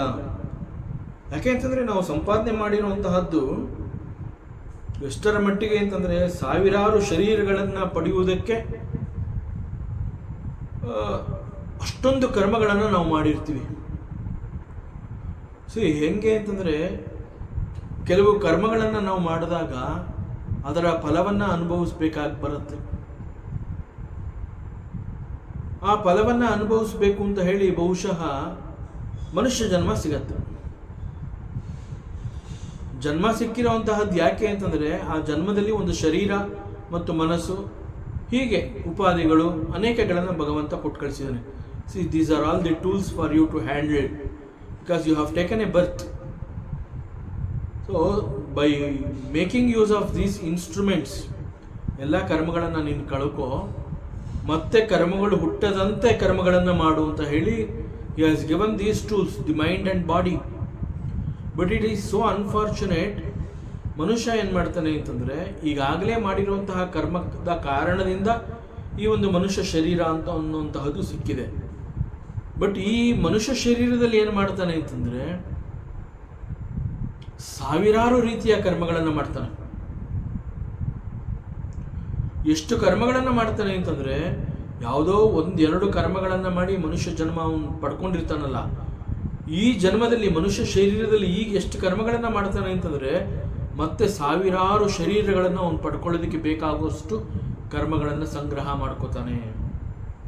ಸೊ ಅದಕ್ಕೆ ಪರಮಾತ್ಮ ಏನು ಹೇಳ್ತಾನೆ, ಇದು ನಿರಂತರ. ಸೊ ಕರ್ಮಗಳಿಗನುಸಾರವಾಗಿ ಈ ಜೀವ ಒಂದು ಶರೀರದಿಂದ ಮತ್ತೊಂದು ಶರೀರ, ಒಂದು ಶರೀರದಿಂದ ಮತ್ತೊಂದು ಲೋಕ, ಒಂದು ಲೋಕದಿಂದ ಮತ್ತೊಂದು ಲೋಕ, ಹೀಗೆ ನಿರಂತರವಾಗಿ ಅವನ ಜರ್ನಿ ಸ್ಟಾರ್ಟ್ ಆಗೋಗಿದೆ. ಅವನ ಪ್ರಯಾಣ ಯಾವಾಗ ಮುಗಿಯತ್ತೆ ಅಂತ ಹೇಳೋದಕ್ಕೆ ಸಾಧ್ಯ ಇಲ್ಲ. ಅಷ್ಟು ದೊಡ್ಡ ಪ್ರಯಾಣವನ್ನು ಅವನು ಕೈಗೊಂಡಿದ್ದಾನೆ. This is the journey of the ಜೀವ. ತನಗೇ ಗೊತ್ತಿಲ್ಲ ನಾನು ಇಂತಹ ಒಂದು ಪ್ರಯಾಣವನ್ನು ಆಯ್ಕೆ ಮಾಡ್ಕೊಂಡಿದ್ದೀನಿ ಅನ್ನೋಂತಹದ್ದು ಆ ಜೀವನಿಗೆ ಗೊತ್ತಾಗ್ತಾ ಇಲ್ಲ. ಅವನ ಪ್ರಕಾರ ನನಗೊಂದು ಶರೀರ ಸಿಕ್ಕಿದೆ, ಇಲ್ಲಿ ನಾನು ಈ ರೀತಿ ಇದ್ದೀನಿ ಅಷ್ಟೇ. ದಿಸ್ ಈಸ್ ಕಾಲ್ಡ್ ಅಜ್ಞಾನ and this is called the journey of the ಜೀವ. ಬಟ್ ಇಲ್ಲಿ ಇಂಟ್ರೆಸ್ಟಿಂಗ್ ಫ್ಯಾಕ್ಟ್ ಏನು ಅಂತಂದರೆ ಈ ಆತ್ಮ ಅನ್ನುವಂತಹದ್ದು ಎಲ್ಲ ಶರೀರಗಳಲ್ಲೂ ಇರ್ತಾನೆ. See that is the beauty. ಎಲ್ಲ ಶರೀರಗಳಲ್ಲಿಯೂ ಆತ್ಮ ಇರ್ತಾನೆ. ಬಿಕಾಸ್ ಆತ್ಮ ಅಂತಂದಾಗ ಹಿ ಈಸ್ ಸರ್ವವ್ಯಾಪಿ. That we should not forget. ವೇದಾಂತದಲ್ಲಿ ಆತ್ಮ ಅಂತ ತಕ್ಷಣ ನಮ್ಮ ನೆನಪಿಗೆ ಬರಬೇಕಾಗಿರುವಂತಹದ್ದು ಏನು ಅಂತಂದರೆ ದಿಸ್ ಆತ್ಮ ಈಸ್ ಎವ್ರಿವೇರ್. ಸೊ ಪ್ರತಿ ಶರೀರದಲ್ಲೂ ಆ ಕರ್ಮಕ್ಕೆ ತಕ್ಕಂತೆ ಅವನು ಸುಖ ದುಃಖಗಳನ್ನು ಅನುಭವಿಸ್ತಾ ಇರ್ತಾನೆ, ಫಲವನ್ನು ಅವನು ಅನುಭವಿಸ್ತಾ ಇರ್ತಾನೆ. ಮತ್ತು ಒಂದು ಶರೀರದಿಂದ ಮತ್ತೊಂದು ಶರೀರಕ್ಕೆ ಆ್ಯಂಡ್ ಒಂದು ಲೋಕದಿಂದ ಮತ್ತೊಂದು ಲೋಕಕ್ಕೆ ಅವನು ನಿರಂತರವಾಗಿ ಈ ರೀತಿ ಪ್ರಯಾಣ ಮಾಡ್ತಾನೆ ಇರ್ತಾನೆ. ಆ್ಯಂಡ್ ಇಂಟ್ರೆಸ್ಟಿಂಗ್ಲಿ ದಿಸ್ ಆತ್ಮ ಅವನು ಯಾವ ಶರೀರವನ್ನು ಸಂಪಾದನೆ ಮಾಡ್ಕೋತಾನೆ ಆ ಶರೀರದಲ್ಲೂ ಇರ್ತಾನೆ. ಮತ್ತೊಂದು ಶರೀರಕ್ಕೆ ಹೋದಾಗ ಅಲ್ಲೂ ಇರ್ತಾನೆ ಪರಮಾತ್ಮ. ಯಾವುದೋ ಒಂದು ಲೋಕಕ್ಕೆ ಹೋದಾಗ ಆ ಲೋಕಕ್ಕೂ ಪರಮಾತ್ಮ ಹೋಗ್ತಾನೆ, ಒಂದು ಲೋಕದಿಂದ ಮತ್ತೊಂದು ಲೋಕಕ್ಕೆ ಹೋಗ್ತಾನೆ, ಅಲ್ಲೂ ಪರಮಾತ್ಮ ಇರ್ತಾನೆ. That is the beauty of the ಆತ್ಮ. ಅವನು ಎಲ್ಲ ಶರೀರದಲ್ಲೂ ಇದ್ರೂ ಕೂಡ ದಿಸ್ ಆತ್ಮ ಈಸ್ ಅಸಂಗ.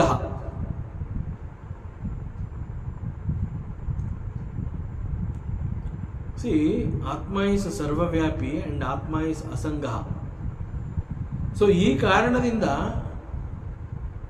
ಆತ್ಮನ ಗಮನ ಮತ್ತು ಆಗಮನ ಶರೀರದ ಮೇಲೆ ಆಗೋದಿಲ್ಲ. ಸೊ ಉದ್ಧವ ಪ್ರಶ್ನೆ ಎಷ್ಟು ಚೆನ್ನಾಗಿ ಪ್ರಶ್ನೆ ಮಾಡಿದ್ದಾನೆ, ಭಗವಂತ ಅಷ್ಟೇ ಚೆನ್ನಾಗಿ ಅವನಿಗೆ ರಿಪ್ಲೈ ಕೊಡ್ತಾನೆ. ಸೊ ಒಂದು ಶರೀರದಿಂದ ಇನ್ನೊಂದು ಶರೀರ, ಒಂದು ಲೋಕದಿಂದ ಇನ್ನೊಂದು ಲೋಕಕ್ಕೆ ಪರಮಾತ್ಮ ನೀನು ಹೋಗ್ತಾನೇ ಇರಬೇಕಾ? ಹಾಗಾದರೆ ಯಾಕೆ ಅಂತಂದರೆ ಈ ರೀತಿ ನೀನು ಮಾಡಬೇಕು. ಈಗ ವೇದಾಂತ ಆತ್ಮ ಅಂತ ಹೇಳಿದಾಗ ನಿನ್ನನ್ನು ಅಕರ್ತ ಅಂತ ಕರೆದಿದೆ. ಬಟ್ ನೀನು ಈ ರೀತಿ ಒಂದು ಲೋಕದಿಂದ ಇನ್ನೊಂದು ಲೋಕ, ಒಂದು ಶರೀರದಿಂದ ಇನ್ನೊಂದು ಶರೀರ, ಈ ರೀತಿ ನೀನು ಕೂಡ ನಿತ್ಯ ವಸ್ತುವಾಗಿರೋ ನೀನು ಕೂಡ it looks like that you are taking birth and you are also dying. So this is the question of the Uddhava. So ಏನಿದು, ವಾಟ್ ಈಸ್ ದಿಸ್ ಲೀಲೆ?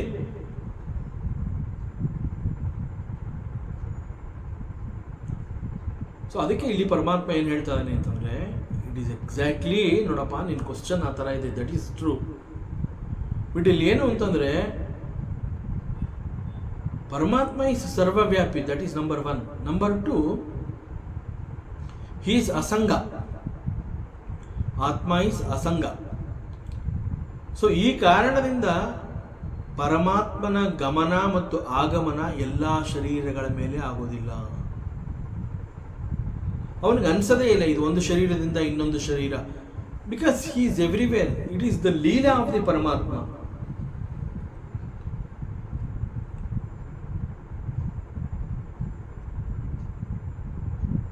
ಮತ್ತೆ ಡೌಟ್ ಬರೋ ಹಾಗೆ ಇಲ್ಲಿ ಪರಮಾತ್ಮ ಹೇಳ್ತಾನೆ, ಸಿ ದಿ ಸೇಮ್ ಆತ್ಮ, ಯಾವ ಆತ್ಮನನ್ನ ನೀನು ಇಲ್ಲಿ ಅಕರ್ತ ಅಭೋಕ್ತ ಅಂತ ಹೇಳಿ ಅವನು ಹೀಸ್ ಅಸಂಗ ಅಂತ ಕರೆದು ಎಲ್ಲ ಶರೀರಗಳಲ್ಲೂ ಅವನು ಇರಬಲ್ಲ, ಇದು ಪರಮಾತ್ಮನ ಲೀಲೆ, ಆತ್ಮನ ಲೀಲೆ, ಈ ರೀತಿಯೆಲ್ಲ ನೀವು ಹೇಳ್ತಾ ಇದ್ರು ಕೂಡ ದ ಸೇಮ್ ಆತ್ಮ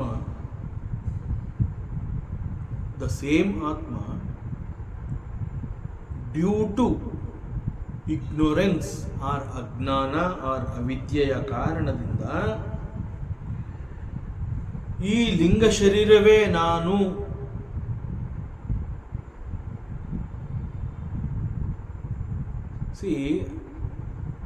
Atma, due to ignorance, Atma thinks that this Linga Sharira is me. ಈ ಲಿಂಗ ಶರೀರವನ್ನೇ ನಾನು ಅಂತ ತಿಳ್ಕೊಂಡಾಗ ಮತ್ತು ಆ ರೀತಿಯ ಅಹಂಕಾರ ಪಟ್ಟಾಗ ದಿಸ್ ಆತ್ಮ ಅವನು ಕೂಡ ಜೀವನಂತೆ ಬಂದು ಹೋಗುವವನಾಗ್ತಾನೆ. Very very tricky. So we have to analyse this, we have to understand this. ಯಾಕೆಂತಂದ್ರೆ ಇಲ್ಲಿವರೆಗೆ ಪರಮಾತ್ಮನನ್ನ ಅಕರ್ತ ಅಂತ ಕರೆದು ಅವನಿಗೆ he has got that capacity that he is everywhere. That is the very nature of the ಪರಮಾತ್ಮ. ಪರಮಾತ್ಮ ಎಲ್ಲ ಕಡೆ ಇರಬಲ್ಲ ಅನ್ನುವಂತಹದ್ದು ಅವನ ಗುಣ ಮತ್ತು ಅವನ ಶಕ್ತಿ, ಅದು ಮಹಿಮೆ. That is the Leela, that is the ಮಹಿಮೆ ಆಫ್ ದಿ ಪರಮಾತ್ಮ. ಸೊ ಅವನಿಗೆ ಯಾವ ಶರೀರ ಆದರೆ ಅವನೇನು ಹೋಗಬೇಕಾಗಿಲ್ಲ, ಬರಬೇಕಾಗಿಲ್ಲ ಆ ಶರೀರದಿಂದ ಇನ್ನೊಂದು ಶರೀರಕ್ಕೆ. ಒಂದು ಶರೀರ ಅಂದ ತಕ್ಷಣ ಹಿ ಆಕ್ಯುಪೈಸ್ ದೇರ್. ಹೇಗೆ ಆಕ್ಯುಪೈ ಮಾಡ್ತಾನೆ ಅಂತಂದರೆ by not putting any efforts, just like that. That is the mahime of the Paramatma. So that is the capacity, that is the shakti of the Paramatma. So ಆ ರೀತಿ ಹೇಳ್ಬಿಟ್ಟು ಇಲ್ಲಿ because of the ignorance, the same Atma, because of the ignorance it thinks that this Linga Sharira is me, and because of this ahankara, ಇದು ನಾನು ಅಂತ ತಿಳ್ಕೊಂಡಿರೋ ಈ ಒಂದು ಅಹಂಕಾರದ ಕಾರಣದಿಂದ the same Atma suffers and enjoys just like the Jivatma. And ಇದು ಅಷ್ಟು ಸುಲಭವಾಗಿ ಅರ್ಥ ಆಗೋದಿಲ್ಲ. So let us try to understand this. So 5 ಇಂದ್ರಿಯಗಳು, 5 ಜ್ಞಾನೇಂದ್ರಿಯಗಳ ಜೊತೆ ಸೇರಿಕೊಂಡು, ಅದೇ ರೀತಿ 5 ಕರ್ಮೇಂದ್ರಿಯಗಳ ಜೊತೆ ಸೇರಿಕೊಂಡು, ಮತ್ತು 5 ತನ್ಮಾತ್ರಗಳು ಅಂತಂದರೆ ದಿ ಸಟಲ್ ಎಲಿಮೆಂಟ್ಸ್. ಇನ್ಫ್ಯಾಕ್ಟ್ ತನ್ಮಾತ್ರ ಅಂತಂದರೆ ತತು ಮಾತ್ರ. 5 ಸಟಲ್ ಎಲಿಮೆಂಟ್ಸ್.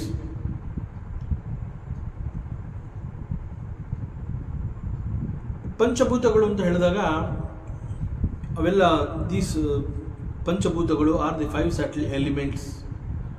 ಪಂಚಭೂತಗಳು ಅಂತ ಹೇಳಿದಾಗ ಆಕಾಶ, ವಾಯು, ಅಗ್ನಿ, ನೀರು ಮತ್ತು ಭೂಮಿ. ಈಗ ಈ ಪಂಚಭೂತಗಳಲ್ಲಿ ಆಕಾಶ ಅಂತ ಹೇಳಿದಾಗ it is one of the ಪಂಚಭೂತಾಸ್, one of the 5 subtle elements is this ಆಕಾಶ, ಸ್ಪೇಸ್.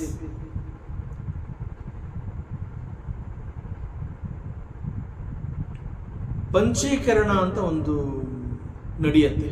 ಅಂತಂದರೆ ಒಂದರೊಳಗಡೆ ಒಂದು ಸೇರಿಕೊಳ್ಳುತ್ತೆ. There are 5 elements and all the 5 are very subtle elements. ಅವುಗಳು ಒಂದರೊಡನೆ ಒಂದು ಸಮ್ ಕಾಂಬಿನೇಷನಲ್ಲಿ ಮಿಕ್ಸ್ ಆಗತ್ವೆ. ಮಿಕ್ಸ್ ಆದ ನಂತರದಲ್ಲಿ ಅವು ಸ್ಥೂಲವಾಗಿ ಪರಿಣಾಮವನ್ನು ಹೊಂದತ್ವೆ. ಅಂತಂದರೆ it comes into existence or ಗೋಚರಕ್ಕೆ ಸಿಗೋ ಹಾಗೆ ಆಗುತ್ತೆ. ಗೋಚರಕ್ಕೆ ಸಿಗುವುದಕ್ಕೆ ಮುಂಚೆ ಅವುಗಳು ಏನಾಗಿತ್ತು ಅಂತಂದರೆ ತನ್ಮಾತ್ರಗಳು. ಅಂತಂದರೆ ಫಾರ್ ಎಕ್ಸಾಂಪಲ್ ಈಗ ಆಕಾಶ ಅಂತ ಹೇಳಿದಾಗ ಈ ಆಕಾಶ ಅನ್ನುವಂತಹದ್ದು ಉಳಿದ 4 ಬೇರೆ ಬೇರೆ ಎಲಿಮೆಂಟ್ಸ್. ಈ ಆಕಾಶ ಅನ್ನುವಂತಹದ್ದು ಏನಾಗಿದೆ, 1 portion of the earth, 1 portion of the water, 1 portion of the fire and 1 portion of the ವಾಯು, ಅವೆಲ್ಲವನ್ನ 1% ಲೆಕ್ಕದಲ್ಲಿ ತನ್ನಲ್ಲಿ ಇಟ್ಕೊಂಡು ತನ್ನ ಜೊತೆ ಮಿಕ್ಸ್ ಮಾಡಿಕೊಂಡಿದೆ ಆಕಾಶ. ಅಂಡ್ ಅಗೇನ್ ದಿಸ್ ಆಕಾಶ ತನ್ನಲ್ಲಿ ಒಂದು ಭಾಗವನ್ನು ಭೂಮಿಗೆ ಕೊಟ್ಟಿದೆ, ನೀರಿಗೆ ಕೊಟ್ಟಿದೆ, ಫೈರ್ಗೆ ಕೊಟ್ಟಿದೆ ಮತ್ತು ಆಕಾಶಕ್ಕೆ ಕೊಟ್ಟಿದೆ. ಈ ಸ್ಪೇಸ್ ವಾಯುವಿಗೆ ಕೊಟ್ಟಿದೆ. ಹೀಗೆ ಪ್ರತಿಯೊಂದು ಕೂಡ ತಮ್ಮಲ್ಲಿ ಕೆಲವು ಅಂಶಗಳನ್ನು ಬೇರೆ ಬೇರೆ ಉಳಿದ 4ಕ್ಕೆ ಕೊಟ್ಟಿದೆ. ಎಲ್ಲ ಮಿಕ್ಸ್ ಆಗಿದೆ. ದಿಸ್ ಈಸ್ ಕಾಲ್ಡ್ ಪಂಚೀಕರಣ. ಸೊ ಒಂದು ವೇಳೆ ಈ ಪಂಚೀಕರಣಕ್ಕೆ ಮುಂಚೆ ಏನಾಗಿತ್ತು, ಈಗೆಲ್ಲ ಒಂದು ಕಾಂಬಿನೇಷನಲ್ಲಿ ಮಿಕ್ಸ್ ಆಗಿದೆ. ಬಹುಶಃ ಇಲ್ಲಿ ಆಕಾಶ ಅಂತ ಕರೆದಿರುವಂತಹ ಇದು ಪಂಚೀಕರಣದಕ್ಕಿಂತ ಮುಂಚೆ, ಒಂದರೊಡನೆ ಒಂದು ಬೆರೆತ್ಕೊಳ್ಳೋದಕ್ಕಿಂತ ಮುಂಚೆ ಅದು ಸ್ಪೇಸ್ ಅಂತ ಹೇಳಿದಾಗ ಅದು ಓನ್ಲಿ ಸ್ಪೇಸ್, ಅಲ್ಲಿ ಬೇರೆ ಇನ್ಯಾವುದೂ ಇರಲಿಲ್ಲ. ಆ ಸ್ಪೇಸಲ್ಲಿ ದೇರ್ ವಾಸ್ ನೋ ಆಕಾಶ, ಅಲ್ಲ ಸಾರಿ, ಸ್ಪೇಸ್ ಅಂತ ಹೇಳಿದಾಗ there was no vayu, air, no fire, no water, no prithvi. Akasha means only akasha, that's all. ಅದೇ ರೀತಿ ವಾಯು ಅಂತ ಹೇಳಿದಾಗ ಓನ್ಲಿ ಪ್ಯೂರ್ ವಾಯು, ಅಲ್ಲಿ ಬೇರೆ ಇನ್ಯಾವುದು. There was no space, there was no water, there was no fire, no ಭೂಮಿ. ಸೊ ಸ್ಪೇಸ್ ಅಂತ ಹೇಳಿದ್ರೆ ಪ್ಯೂರ್ ಸ್ಪೇಸ್, ವಾಯು ಅಂತ ಹೇಳಿದ್ರೆ ಪ್ಯೂರ್ ವಾಯು. ಸೊ ಹೀಗೆ ಪ್ಯೂರ್ ಆಗಿರುತ್ತಲ್ಲ, ದಟ್ ಈಸ್ ಕಾಲ್ಡ್ ತನ್ಮಾತ್ರ, ತತ್ವ ಮಾತ್ರ. ಆಕಾಶ ಕೇವಲ ಆಕಾಶ ಮಾತ್ರವೇ ಆಗಿತ್ತು, ಈಸ್ ಕಾಲ್ಡ್ ತನ್ಮಾತ್ರ.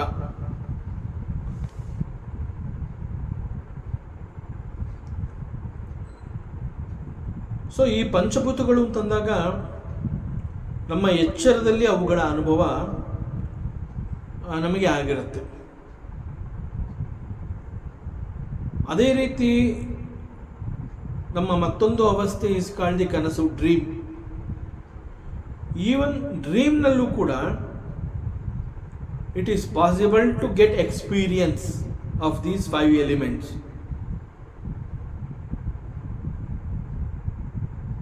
ಬಟ್ ನಮ್ಮ ಎಚ್ಚರದಲ್ಲಿ ಯಾವ ಎಕ್ಸ್ಪೀರಿಯನ್ಸ್ ಆಗುತ್ತೆ, what you see there as experience in the waking is called the sthula. ಎಚ್ಚರದಲ್ಲಿ ನೀ ಯಾವುದನ್ನ ಎಕ್ಸ್ಪೀರಿಯನ್ಸ್ ನೋಡಿರ್ತೀಯ, ಕೇಳಿರ್ತೀಯ, ಮುಟ್ಟಿರ್ತೀಯ, ಇಟ್ಸ್ ಆಲ್ ಸ್ಥೂಲ. ಅಲ್ಲಿ ಒಂದು ಫೀಲ್ ಇರುತ್ತೆ, ನೀನು ಮುಟ್ಟಿರ್ತೀಯ, ಸಂಪೂರ್ಣ ಗಮನ ಇರುತ್ತೆ, ನೋಡಿರ್ತೀಯ, ಎವ್ರಿಥಿಂಗ್. ಎಚ್ಚರದಲ್ಲಿ ಆಗುವಂತಹ ಈ ಅನುಭವ ಈಸ್ ಕಾಲ್ಡ್ ದಿ ಸ್ಥೂಲ. ಸೊ ಅದೇ ರೀತಿ ಡ್ರೀಮ್ ಅಂತ ಹೇಳಿದಾಗ ಆ ಕನಸಿನ ಅವಸ್ಥೆಯಲ್ಲೂ ಕೂಡ ನಿನಗೆ ಎಕ್ಸ್ಪೀರಿಯನ್ಸ್ ಆಗುತ್ತೆ. There is no doubt about it. But ಕನಸಿನಲ್ಲಿ ಆಗುವಂತಹ ಎಕ್ಸ್ಪೀರಿಯನ್ಸು ಈಸ್ ನಾಟ್ ದಿ ಸ್ಥೂಲ. ಇಟ್ ಈಸ್ ಸೂಕ್ಷ್ಮ, not in physical nature. But ಎಚ್ಚರದಲ್ಲಿ it is all in physical nature. You experienced it with physical nature. But in dream, you experienced, but not through physically. So ಅಲ್ಲಿ ಆದಂತಹ ಅನುಭವ ಏನು ಅಂತಂದರೆ it subtle experience, ಸೂಕ್ಷ್ಮವಾದ ಅನುಭವ ಆಗಿರುತ್ತೆ. So what is experienced in the dream is only the essence. Is only the essence. There is no form. There is no object. ಉದಾಹರಣೆಗೆ ನಮ್ಮ ಎಚ್ಚರದಲ್ಲಿ ನಾವೇನು ಮಾಡ್ತೀವಿ, ಒಂದು ಪಾರ್ಕ್ ನೋಡಿರ್ತೀವಿ. ಆ ಪಾರ್ಕ್ ನೋಡಿದಾಗ ಅಲ್ಲಿ ಹೂ ಗಿಡಗಳು, ಮರಗಳು, ಉಯ್ಯಾಲೆ ಅನೇಕಗಳನ್ನು ನೋಡಿರ್ತೀವಿ. ಫಿಸಿಕಲಿ ಅವುಗಳೆಲ್ಲ ಅಲ್ಲಿದ್ವು. ನಮ್ಮ ಎಚ್ಚರದಲ್ಲಿ ಅವುಗಳನ್ನ ನಾವು ನೋಡಿದ್ವಿ, ಅವುಗಳ ಅನುಭವ ಆಗಿದೆ ಅಂತಂದ್ರೆ ಏನರ್ಥ? ನಾನು ಎಚ್ಚರವಾಗಿದ್ದೆ, ಅವುಗಳನ್ನು ಅದೇ ರೀತಿಯಲ್ಲಿ ಸಾಕ್ಷಾತ್ಕಾರ ಮಾಡಿಕೊಂಡೆ, ನಾನೇ ಅವುಗಳನ್ನು ಅನುಭವಿಸಿದೆ, ನೋಡಿ ಅನುಭವಗಳನ್ನು ಗಳಿಸ್ಕೊಂಡೆ. ಯಾಕೆ ಅಂತಂದರೆ ಆ ಎಚ್ಚರದಲ್ಲಿ ನನ್ನ ಅನುಭವಕ್ಕೆ ಬಂದಿರುವಂತಹ ಅವೆಲ್ಲವೂ ಕೂಡ ಫಿಸಿಕಲ್ ಇನ್ ನೇಚರ್, ಸ್ಥೂಲ ರೂಪದಲ್ಲಿ ಅವುಗಳೆಲ್ಲ ಇತ್ತು. ಈಗ ಕನಸು ಹೇಗೆ ಅಂತಂದರೆ, ಡ್ರೀಮ್ ಅಂತಂದ್ರೆ ಏನು? ನಾವು ನಿದ್ದೆ ಮಾಡಬೇಕು ಅಂತ ಹೋಗಿ ಮಲ್ಕೋತೀವಿ. ನಾವು ಮಲ್ಕೊಂಡಾಗ if it is not deep sleep, there are chances that ಅಲ್ಲಿ ಮೈಂಡ್ ಅನ್ನುವಂತಹದ್ದು ಆ್ಯಕ್ಟಿವ್ ಆಗಿರುತ್ತೆ. Body is tired enough, so ನಿದ್ದೆ ಬಂದ್ಬಿಡುತ್ತೆ. ಬಟ್ ಮನಸ್ಸು ಅನ್ನುವಂತಹದ್ದು ಇನ್ನೂ ಸ್ಟಿಲ್ ಇಟ್ ಈಸ್ ಆ್ಯಕ್ಟಿವ್. ಆಗ we experience this dream. So ಕನಸಿನಲ್ಲಿ ಏನಾಗುತ್ತೆ, ಎಚ್ಚರದಲ್ಲಿ ನಾವೇನೋ ಒಂದು ಪಾರ್ಕ್ ನೋಡಿದ್ವಿ, ಪಾರ್ಕಲ್ಲಿ ಹೂವಿನ ಗಿಡಗಳು, ಮರಗಳು, ಇನ್ನೇನೇನೇನೋ ನೋಡಿದ್ವಲ್ಲ. ಈವನ್ ಆ ಡ್ರೀಮಲ್ಲೂ ಕೂಡ ಈ ರೀತಿ ಒಂದು ಪಾರ್ಕ್ ನಾವು ನೋಡಿರ್ಬೋದು. ಪಾರ್ಕ್ನ ನೋಡಿದೆ ಅನ್ನುವಂತಹ ಅನುಭವ ಆಗಿರುತ್ತೆ. ಪಾರ್ಕ್ನಲ್ಲಿ ನಮ್ಮ ಫ್ರೆಂಡ್ಸ್ಗಳೆಲ್ಲ ಬಂದಿದ್ರು, ಅವ್ರುಗಳನ್ನೆಲ್ಲ ನಾನು ನೋಡಿದೆ ಅನ್ನುವಂತಹ ಅನುಭವ ಆಗಬಹುದು. ಮತ್ತು ಅಲ್ಲೂ ಕೂಡ ನಾನು ಆ ಪಾರ್ಕಲ್ಲಿ ಗಿಡ ಮರಗಳೆಲ್ಲವನ್ನು ನಾನು ನೋಡಿದೆ ಅನ್ನುವಂತಹ ಅನುಭವ ಕೂಡ ಆಯಿತು. ಆದರೆ ಇನ್ ಡ್ರೀಮ್ ನಾನು ಏನೆಲ್ಲವನ್ನು ನಾನು ನೋಡಿದೆ, ನನಗೆ ಡ್ರೀಮ್ನಲ್ಲಿ ಆ ಎಕ್ಸ್ಪೀರಿಯನ್ಸ್ ಆಯಿತು ಅಂತ ಹೇಳಿದ್ರು ಕೂಡ ಡ್ರೀಮ್ನಲ್ಲಿ ನನಗೆ ಅನುಭವ ಆಗಿದ್ದು ಸ್ಥೂಲ ರೂಪದಲ್ಲಿ ಇರಲಿಲ್ಲ. ನಿಜವಾಗ್ಲೂ ನಾನು ಮಲ್ಕೊಂಡಿದ್ದಾಗ ನನ್ನ ಕನಸಿನಲ್ಲಿ ಆ ಪಾರ್ಕ್ ಅನ್ನುವಂಥದ್ದು ಫಿಸಿಕಲಿ ಬಂದು ನನಗೆ ಅನುಭವವನ್ನು ಕೊಡಲಿಲ್ಲ. ಅನೇಕ ಸ್ನೇಹಿತರುಗಳನ್ನು ನಾನು ಕನಸಿನಲ್ಲಿ ನೋಡಿರ್ತೀನಿ, ನನ್ನ ಸ್ನೇಹಿತರುಗಳನ್ನ ಕಂಡೆ ಅಂತ ಹೇಳ್ತೀನಿ. ನಾವು ರಾತ್ರಿ ಹೊತ್ತು ಮಲಗಿದ್ವಿ ಅಂತಂದ್ರೆ ಅವರು ಕೂಡ ಎಲ್ಲೋ ಅವ್ರವ್ರ ಮನೆಯಲ್ಲೆಲ್ಲ ಅವರು ಮಲಗಿರ್ತಾರೆ. ಅವ್ರುಗಳು ಹೇಗೆ ಬರೋದಕ್ಕೆ ಸಾಧ್ಯ? ಸೊ ಫಿಸಿಕಲಿ ಅವರು ಕೂಡ ಬಂದಿರಲಿಲ್ಲ, ಬಂದ ಅನುಭವ ಆಗಿದೆ. ಹೇಗೆ? ಎಸೆನ್ಸ್, ಸೂಕ್ಷ್ಮ. ಸೊ ಎಚ್ಚರದಲ್ಲಿ ಆಗುವಂತಹ ಅನುಭವ ಈಸ್ ಸ್ಥೂಲ, ಕನಸಿನಲ್ಲಿ ಆಗುವಂತಹ ಅನುಭವ ಈಸ್ ಸೂಕ್ಷ್ಮ. ಸೊ ನಿಜವಾಗಲೂ ಕನಸಿನಲ್ಲಿ ಇಂತಹ ಒಂದು ರೂಪ ಇತ್ತ, ಒಂದು ವಸ್ತು ಇತ್ತ ಅಂತಂದರೆ ಖಂಡಿತ ಇರಲಿಲ್ಲ. So it is only the projection of the mind. Mind projected A park, mind projected my friends, mind projected that ಹೂವಿನ ಗಿಡಗಳು. ಹೀಗೆ ಯುನೈಟೆಡ್ ವಿತ್ ದೀಸ್ 5 ಸೆನ್ಸಸ್, ಪಂಚ ಜ್ಞಾನೇಂದ್ರಿಯ, ಪಂಚ ಕರ್ಮೇಂದ್ರಿಯ, ಒಟ್ಟು 10 ಇಂದ್ರಿಯಗಳೊಂದಿಗೆ ಯುನೈಟ್ ಆಗಿ ಅದರ ಜೊತೆಗೆ ಈ ಪಂಚ ತನ್ಮಾತ್ರಗಳು ಅಂಡ್ ಆಕಾಶ, ವಾಯು, ಅಗ್ನಿ, ಜಲ, ಭೂಮಿ, ಇವುಗಳ ಜೊತೆಯಲ್ಲಿ ಜೀವನ ಮನಸ್ಸು ಸೇರಿಕೊಂಡು ಅನೇಕ ಕರ್ಮಗಳನ್ನು ಮಾಡುತ್ತೆ.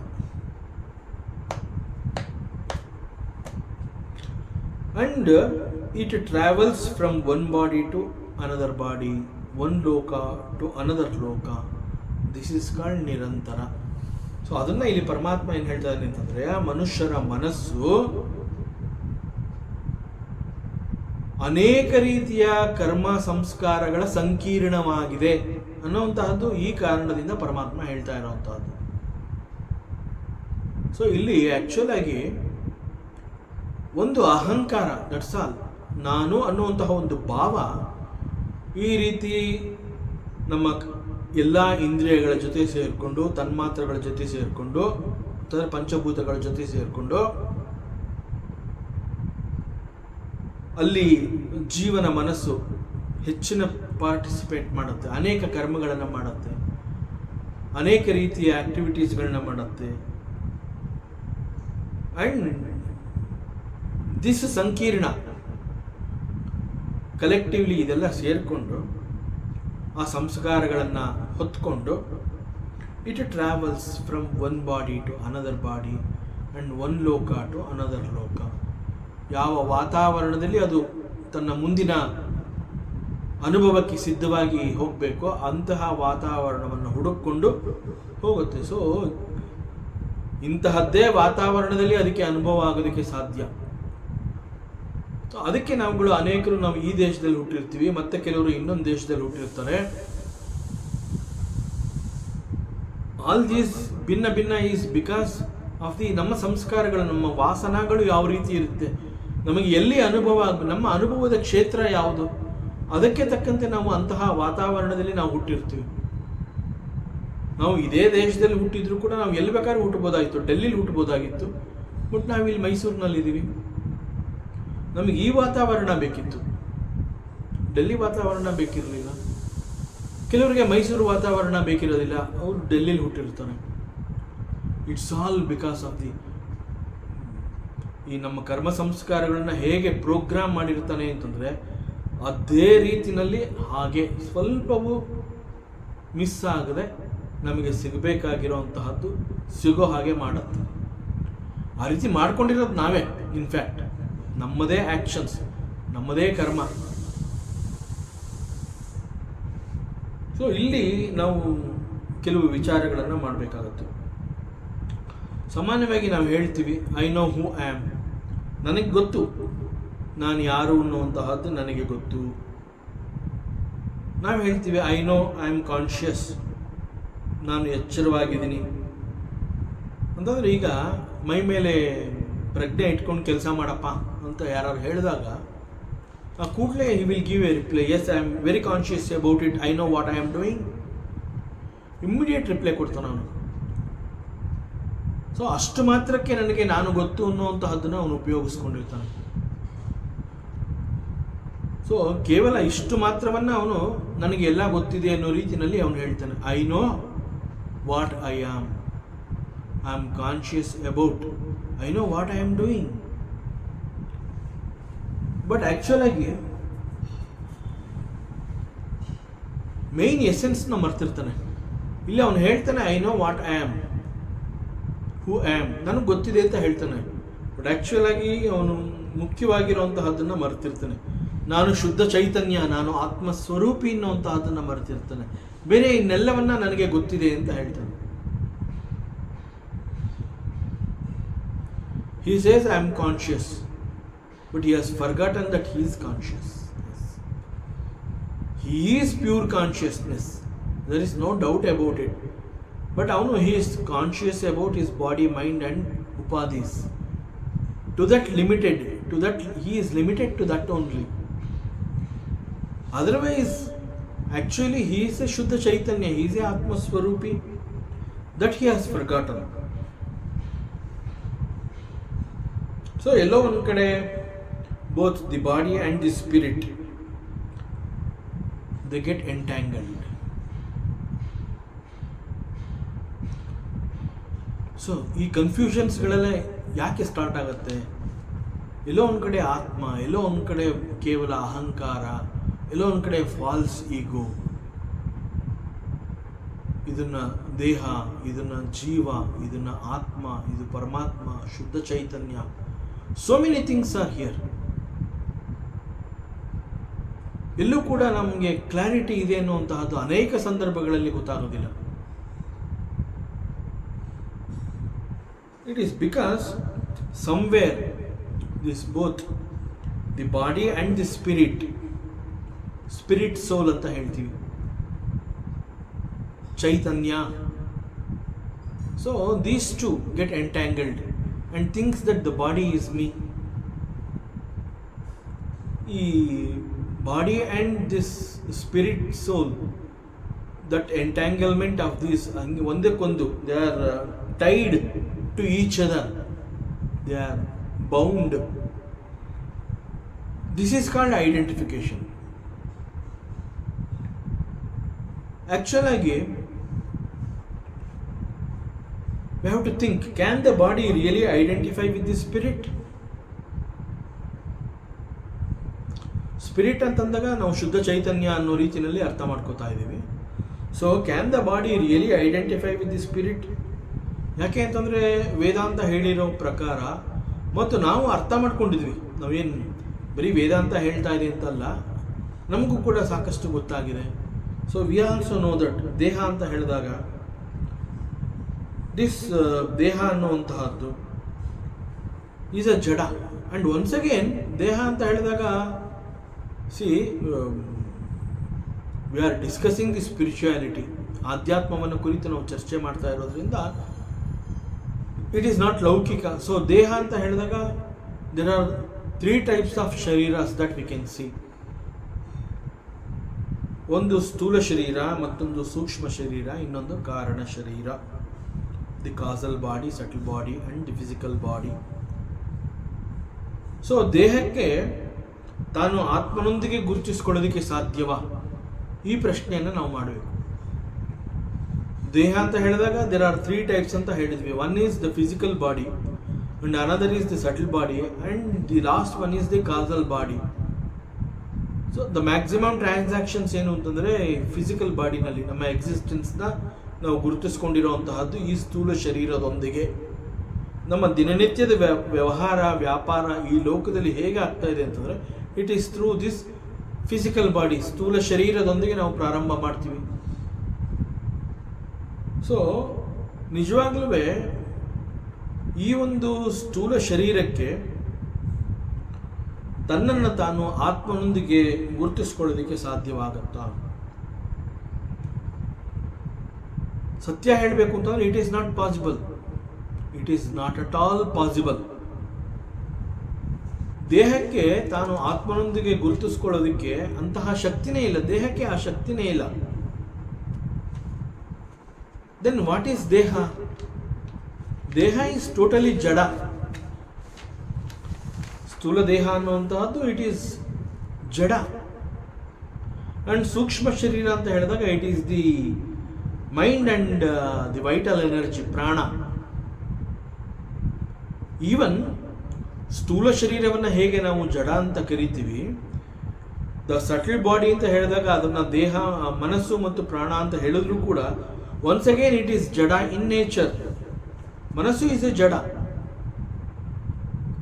ಮನಸ್ಸು, ಭಾವನೆಗಳು, ಎಮೋಷನ್ಸ್ ಅಂತ ಹೇಳ್ತೀವಿ. ಈವನ್ ದ ಇಂಟಲೆಕ್ಟ್, ಬುದ್ಧಿ, ಅಂಡ್ ವಿ ಟೇಕ್ ಡಿಸಿಷನ್ಸ್, ವಿವೇಕ, ನಿರ್ಧಾರ ಅಂತ ಹೇಳ್ತೀವಿ.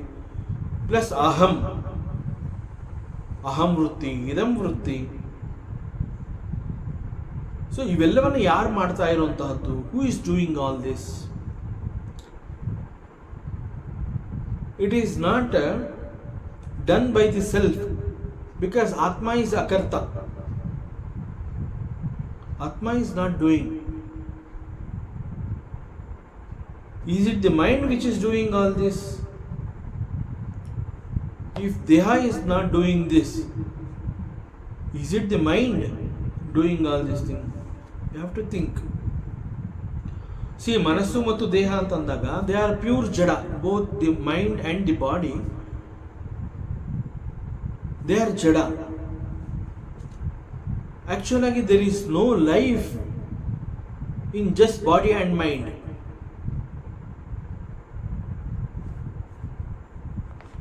ಒಂದು ಕಲ್ಲು ಅಂತ ಹೇಳಿದಾಗ ಅಲ್ಲಿ we cannot see the life there. It is exactly when it is said just the body, just the mind, we cannot see the life there. So it is pure jada. There is no life of its own. So ಅವಕ್ಕೆ ತಮ್ಮದೇ ಆದ ಒಂದು life ಅನ್ನುವಂತಹದ್ದೇ ಇಲ್ಲ ಅಂತಂದಮೇಲೆ how can they identify with something else? ಮತ್ತೊಂದರೊಂದಿಗೆ ಅವುಗಳು ಹೇಗೆ ಗುರುತಿಸ್ಕೊಳ್ಳೋದಕ್ಕೆ ಸಾಧ್ಯ?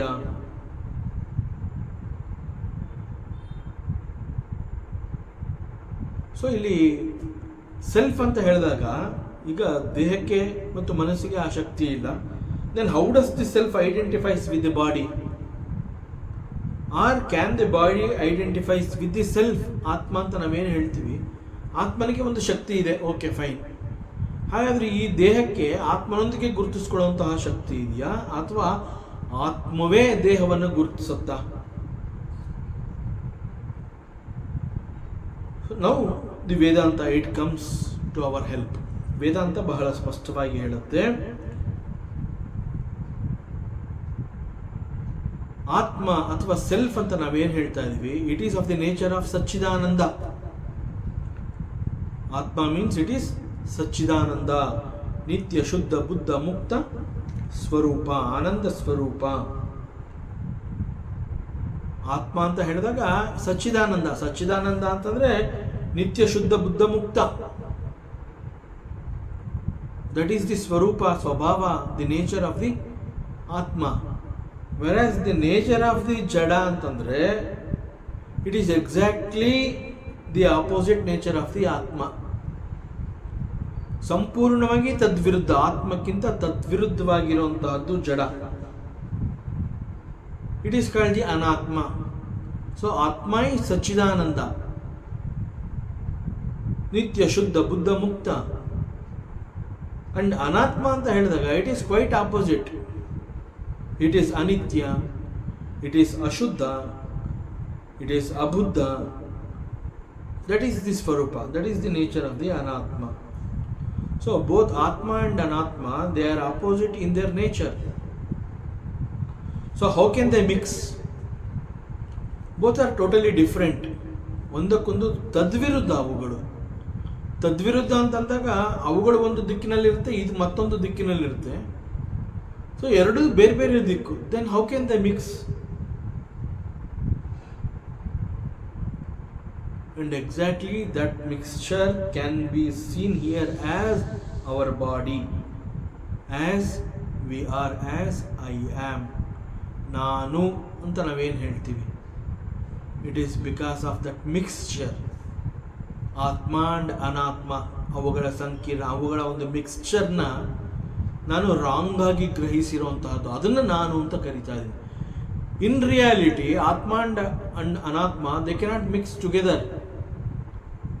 There is no chance, because the swarupa, the nature of the Atma is different, the nature of the Anatma is totally different. Both are different in their swabhavas and they cannot mix together. But still that mixture can be seen in our body as I am, as we are. So Atma cannot identify with the body, and at the same time body cannot identify with the self. This is the paristhiti, this is the reality. But in spite of that, this unholy mixture this unholy mixture or unholy combination that has happened,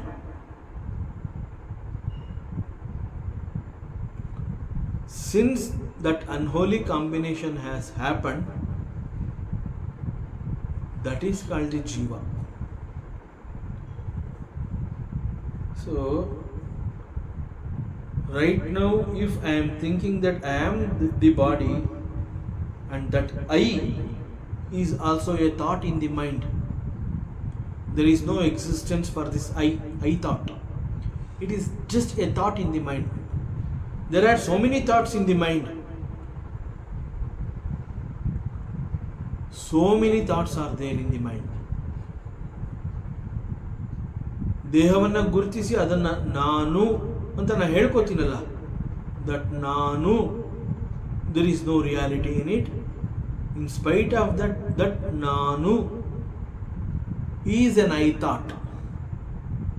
Even that is a thought. I is a thought.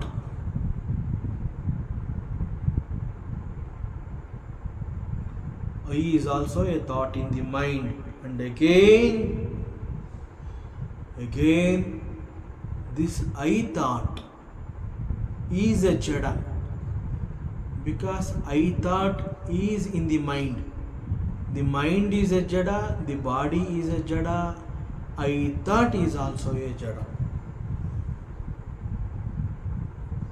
So ದೇಹ ಮತ್ತು ಮನಸ್ಸಿನಲ್ಲಿ ನಡೀತಾ ಇರುವಂತಹ ಈ ಎಲ್ಲ ಪ್ರಕ್ರಿಯೆಗಳಿಗೆ ownership ತಗೊಂಡಿರುವಂತಹವನು,